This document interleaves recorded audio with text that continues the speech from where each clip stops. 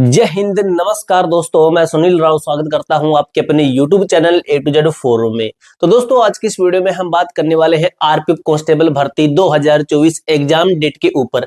साथ ही दोस्तों, आपको इस वीडियो के अंदर कुछ ऐसी जानकारी मिलेगी जिससे क्या कि आपकी पढ़ने की स्पीड भी थोड़ी बढ़ेगी, क्योंकि आपको मैं थोड़ा मोटिवेशन भी देने वाला हूँ इस वीडियो के माध्यम से। क्योंकि भी काफी ऐसी पोस्ट हैं जहां पर ऑलरेडी जो टॉपर बच्चे होते हैं ना, वो पहले सिलेक्ट होने की कोशिश करते हैं। जैसे एग्जांपल के लिए अगर जैसे एएलपी का रिजल्ट आ जाता है फाइनल, आज ही एग्जांपल के लिए रिजल्ट आ गया, तो एएलपी के अंदर बच्चे पहले ही जो टॉपर होंगे ना, वो सिलेक्ट हो जाएंगे। और दोस्तों, जो एएलपी का जिसने फॉर्म डाला ना, 100% उसने आरपीएफ कांस्टेबल का भी फॉर्म डाला है। इसके अंदर लगभग मेरे ख्याल से 22 से 23 लाख आपके फॉर्म आए हैं। तो समझ लीजिए, इसके अंदर जो टॉपर कैंडिडेट है उसने RPF SI, RPF constable, technician, इन सभी का फॉर्म डाला है। इसके अलावा स्टेट गवर्नमेंट का भी फॉर्म डालते हैं। तो उनके अंदर अगर बच्चे सिलेक्ट हो जाते हैं तो इस तरीके से जो टॉपर बच्चे हैं ना, वो साइड में हट जाएंगे। आगे के जो होते हैं ना, जैसे उनकी बारी आ जाती है। तो इस तरीके से दोस्तों समझ लीजिए, अगर जैसे इसका एग्जाम डिले हो रहा है, स्टेप बाय स्टेप समझिए वीडियो के अंदर कि इसका एग्जाम डिले हो रहा है, तो आपको कहीं ना कहीं इस चीज से बेनिफिट भी है, क्योंकि भी आपको एक पढ़ने का टाइम भी मिल रहा है। ऊपर से अगर ये डिले होता है तो जो अदर वैकेंसी है उनके अंदर बच्चे सिलेक्ट हो जाएंगे, तो ये इसके लिए आपका रास्ता एकदम से साफ निकल जाएगा। ठीक है, तो मैं आपको बताने की कोशिश कर रहा हूं कि आप डिमोटिवेट मत होइए कि इसके जो एग्जाम की डेट है ये हमारी डिले हो रही है। ठीक है, तो समझ लीजिए आपके लिए कोई पॉजिटिव पॉइंट, वो कहते हैं ना कि जो होता है अच्छे के लिए होता है। मैं हमेशा ये सोचता हूं, अगर कुछ गलत होता है तो मैं उसको ये नहीं कहता कि गलत है, तो मैं ये सोचता हूँ कि जो होता है अच्छे के लिए होता है। भगवान हमारे लिए कुछ अच्छा सोचता है, तभी हमारे साथ वो होता है। तो समझ लीजिए, अगर क्या पता आपके साथ में कुछ अच्छा होने वाला हो कि पहले अदर पोस्टों के अंदर बच्चे सिलेक्ट हो जाए, तो आपके लिए जो है इसका रास्ता निकल जाए। अब दोस्तों, बात करेंगे हम 1/3 नेगेटिव मार्किंग बुरा हाल। भाई ये क्या मसला आ गया? भाई रेलवे के अंदर जितने भी एग्जाम होते हैं, चाहे आपका रेलवे जेई का हो, आरपीएफ एसआई का हो, चाहे वो एसआई का हो, चाहे वो टेक्नीशियन का हो, चाहे वो एएलपी का हो, चाहे वो आरपीएफ कांस्टेबल का हो, चाहे वो रेलवे जेई का हो, इसके अलावा काफी सारी पोस्ट हैं। तो इनके अंदर जो नेगेटिव मार्किंग होती है ना, वो 1/3 यानी कि 1/3 की रहती है। यानी कि 3 क्वेश्चन गलत करोगे तो 1 नंबर आपका गया। ठीक है, तो ये दोस्तों अभी तक जो जितने एग्जाम हुए हैं, एग्जाम्पल के लिए आरएफएसआई का हो चुका, टेक्नीशियन का हो चुका, एएलपी सीबीटी 1 का हो चुका। ठीक है, तो इनके अंदर जो हाल हुआ था ना रेलवे जेईई, वो हाल दोस्तों देखने लायक था कि बच्चे ना पता कितने कितने गलत कर रहे थे। एसआई का मैं आपको बताता हूँ, 50 क्वेश्चन आते हैं जीके के, बच्चे ना भाई 25 से 30 क्वेश्चन गलत कर रहे थे। मुझे यकीन नहीं हुआ भी पढ़ने वाले बच्चे इतने गलत कैसे कर सकते हैं। ऊपर से दोस्तों, अगर किसी के 25 क्वेश्चन गलत हुए तो ये तो 25 तो माइनस होंगे ही, और इनकी 1/3 लगकर फिर ये और माइनस होंगे। यानी कि डबल नुकसान है। एक तो ये माइनस होंगे, ऊपर से क्योंकि ये उन्होंने किए तो ये भी वो ये सोच के आए तो कि मेरे सही होंगे, तो वो भी माइनस हुए। कि जितने अगर उसने किए 100 क्वेश्चन किए तो उसमें से 25 भी गए, यानी कि 75 बचे। बाकी के जो नेगेटिव लगेगी वो और इसके गए, यानी कि लगभग कितने हुए, 3 7 21 और 28, लगभग आपके समझ लिए 7 और 8, 8 3 24, लगभग समझ लीजिए 8 नंबर और गए। ठीक, कितने बचे? लगभग 67 के आसपास, 67 यानी कि 66 पॉइंट समथिंग। तो कहां पे 100 और कहां पे 66 पॉइंट समथिंग। ठीक है, तो इस तरीके से दोस्तों नेगेटिव मार्किंग है ना, इसका विशेष ध्यान रखना है हमें। और अगर आपको वीडियो के अंदर बताने की कोशिश करूं कि 1/3 नेगेटिव मार्किंग बच्चे, पता है 1/3 है, लेकिन एग्जाम में बैठते हैं ना, तो बच्चे वो क्वेश्चन गलत कर देते हैं जो उनको आते हैं। तो 1/3 नेगेटिव मार्किंग ना बच्चों को भाई काफी नुकसान दे रही है, क्योंकि एसएससी के अंदर जो 1/4 की नेगेटिव मार्किंग होती है ना, उससे इतना नुकसान नहीं है जितना इसके अंदर हो रहा है। ठीक है, तो नेगेटिव मार्किंग है भाई, इससे थोड़ा बच के रहना है। बुरा हाल है इस भर्तियों के अंदर। मैंने देखा है, अभी टेक्नीशियन का हाल देख लीजिए। जो बच्चे मैंने देखा, मैंने रिव्यू किया कि 85 तक अटेम्प्ट करे थे ना, वो बच्चे अभी 60 पे हैं। तो मेन कारण यही है कि उन बच्चों का नेगेटिव ज्यादा होना, गलत ज्यादा करके आना। ठीक है, तो नेगेटिव मार्किंग से बचना है भाई आपको। मैं जैसे एग्जाम आएगा तो आपको बता दूंगा कि कैसे क्या करना है आपको नेगेटिव मार्किंग से बचने के लिए। ठीक है, अब दोस्तों हम बात करेंगे कि एग्जाम डेट।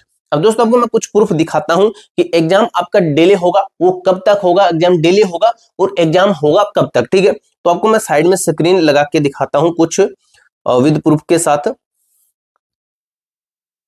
तो अभी देख लीजिए दोस्तों, जो साइड में स्क्रीन चल रही है, तो ये किसकी एग्जाम डेट है, तो ये एसएससी जीडी की एग्जाम डेट्स है, जो कि आपके इन्होंने बता रखे हैं कि जो हमारे एग्जाम है एसएससी जीडी के 2025 वाली भर्ती के, तो इसके एग्जाम शुरू हो रहे हैं 4 फरवरी से, जो कि चलने वाले हैं कब तक, 25 फरवरी तक। यानी कि ये मान लीजिए कि जनवरी तो गया आपका, जनवरी तो हमारा निकल चुका, जनवरी तो गया भाई, जनवरी के अंदर नहीं हुए एग्जाम, तो फरवरी 4 फरवरी से लेकर 25 फरवरी तो बिजी है। कौन बिजी है, टीसीएस बिजी है कि टीसीएस नहीं ले पाएगा एग्जाम। फिर दोस्तों बच्चों को ये डाउट कि सर भी और फरवरी के अंदर चलो नहीं होगा, जनवरी के अंदर नहीं होगा, क्या मार्च में होगा। अब मार्च के अंदर देख लेते हैं कि कोई शेड्यूल है एसएससी का मार्च के अंदर, तो ये जो ऑफिशियली कैलेंडर है एसएससी का, आप वहां पे देख लेना। अगर इसके अंदर देखें कि लास्ट है ना, इन्होंने यही बता रखा अभी तक कि जो जनवरी से फरवरी एसएससी जीडी का ही इन्होंने बता रखा है, जो ये वाला देख सकते हो आप, जो बिल्कुल नीचे है, जनवरी से फरवरी, जो मैंने अभी सर्कल किया था, ठीक है। अभी तक इनका ये मानना है कि जनवरी से फरवरी तक ही अभी तक शेड्यूल है, उसके बाद में आगे कोई नहीं है, अगर होगा तो बता दिया जाएगा। वैसे तो अगर मेजर एग्जाम की बात करें तो वो एसएससी जीडी का, जिसको हम जो नेग्लेक्ट नहीं कर सकते। अभी दोस्तों आपको मैंने ये दिखा दिया विद प्रूफ के साथ। अब हम बात कर लेते हैं कि एग्जाम फिर कब तक होगा, तो ये एक्सपेक्टेड है ना, अभी एक्सपेक्टेड क्या मान के चलेंगे एग्जाम कब तक हो सकता है। तो दोस्तों अभी तक एग्जाम डेट आपकी समझ लीजिए कि जनवरी तो गया, फरवरी गया, और फरवरी एंड में ना आपको अपडेट मिल जाएगी, अपना जो एप्लीकेशन स्टेटस है, अपना जो सिटी इंटीमेशन हो गया, और जो आपकी एडमिट कार्ड से रिलेटेड कोई ना कोई जानकारी मिल जाएगी। एडमिट कार्ड तो समझ लीजिए एग्जाम के नजदीक आएंगे, ये तो समझ लीजिए उसके बाद आएंगे। अब बात करते हैं कि एग्जाम, तो दोस्तों एग्जाम समझ लीजिए आपका मार्च। तो भाई आपको क्या करना है, जनवरी के जितने दिन बचे हैं प्लस में फरवरी पूरा बचा है, ठीक है, 28 दिन लगभग होते हैं, तो ये पूरा टाइम आपके पास में है। अभी जितने अपने मॉक टेस्ट लगा लिए हैं उसको एक बार रीअटेम्प्ट कर लीजिए भाई। काफी ऐसा भी डाउट आएगा आपके सामने, जो कि आपका मेजर डाउट होगा और आपका क्लियर हो जाएगा। तो इन 2 महीने के अंदर आप तैयारी थोड़ी सी और अच्छे तरीके से कर लीजिए, या फिर जो भी आपने कोर्स परचेज किया था उसको एक बार आप स्पीड से करके और देख लीजिए, दोबारा से देख लीजिए भाई क्या दिक्कत है। अब बात करते हैं कि भाई हमें सेफ स्कोर, हमें टारगेट स्कोर क्या होना चाहिए कि इतने पे हमारा सिलेक्शन हो जाए, टारगेट स्कोर। तो दोस्तों अभी तक आप जितने भी मॉक लगा रहे हो उनके बेसिस पर आपको मैं जो टारगेट स्कोर बताता हूं। सिलेक्शन अपडेट मैंने क्या दी थी कि आपकी जो मैंने बताया ना एएलपी के अंदर, जैसे अगर बच्चे सिलेक्ट हो जाते हैं तो आपका कंपटीशन कम होगा, तो मान लीजिए कि यही है सिलेक्शन अपडेट जो आपको मैंने स्टार्टिंग के अंदर बताई है। अब दोस्तों हम बात कर लेते हैं आपका सेफ स्कोर के ऊपर। सेफ स्कोर किसके आधार पर है, तो सेफ स्कोर आपका बेस है किसका है, जो आप मॉक टेस्ट लगा रहे हो, जनरल है, ओबीसी है, एससी है, एसटी और आपका ईडब्ल्यूएस है, ठीक है। तो इसके ऊपर बात करते हैं। एक चीज और दोस्तों, इसके अंदर एक चीज खास ये है कि इसका जो फिजिकल होता है ना वो हार्ड होता है, ठीक है, हलवा नहीं होता है, काफी हार्ड होता है। हर बार कहता हूं हलवा नहीं होता है, तो इसका मतलब समझिए कि फिजिकल हार्ड होता है, ठीक है। तो फिजिकल हार्ड होने की वजह से ना फिजिकल के अंदर काफी बच्चे छट जाते हैं, 90 प्लस तक करने वाले बच्चे छट जाते हैं, ठीक है। तो अभी दोस्तों ऑल ओवर मेरे अनुसार अगर आपके मॉक टेस्ट के अंदर मैंने टेक्स्ट बुक के अनुसार ये निकाला है, आपके टेक्स्ट बुक के अंदर अगर नेट टेस्ट लगा रहे हो तो उसके अंदर आपका 92 से 97 जनरल कैटेगरी से बन रहा है।